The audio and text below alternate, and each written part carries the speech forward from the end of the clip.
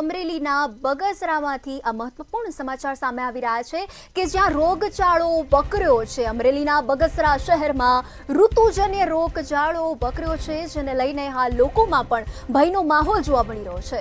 બગસરા સામૂહિક આરોગ્ય કેન્દ્રમાં રોજની ઓપીડીમાં વધારો નોંધાઈ રહ્યો છે।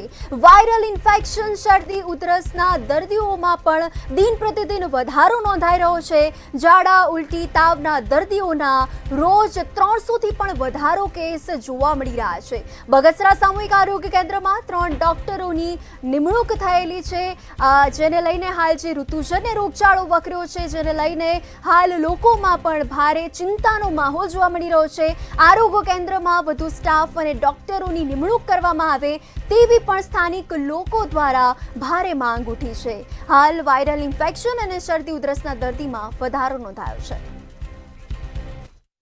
सामाजिक कार्यकर सरकारे आवड़ी मोटी होस्पिटल बनावी आपेल छे, छतां हालमां 3 डॉक्टर छे। 300 ની કે 300 ઉપરની ઓપીડી હોય છે રોજ, પણ આ હોસ્પિટલની અંદર એક્સરે મશીન સરકારે આપેલું છે, ઓપરેટર નથી। અહીં ડિલિવરી પેશન્ટ આવે તો એમને બહાર સોનોગ્રાફી કરાવવા જવું પડે છે। હાલમાં કોઈ વાહન મળે ન મળે છતાં પેશન્ટ હાલીને જવું પડે છે। બીજા નંબરમાં કે અહીં આવડી હોસ્પિટલ બનાવેલી પણ અંદર ડૉક્ટરનો અભાવ છે। લોકોને પરેશાની એટલી ઉઠાવવી પડે છે કે કોઈ ભાંગતૂટવાળું પેશન્ટ આવ્યું હોય તો કોઈ ઓર્થોપેડિકની જરૂર છે, કોઈ નાનું બાળક હોય તો પીડિયાટ્રિકની જરૂર છે, ત્યાર પછી કોઈ ગાયનેક હોય તો અહીંયા સિઝેરિયન પણ થઈ શકે, ડિલિવરી પણ નોર્મલ થઈ શકે। તો સરકાર પાસે એવી માંગણી કરીએ છીએ કે અહીં હાલમાં કોઈ સારા ડૉક્ટરો મેકે 3 તો આ લોકોની હેરાન પરેશાની બંધ થાય, એવી અમારે લોકોની માંગણી છે।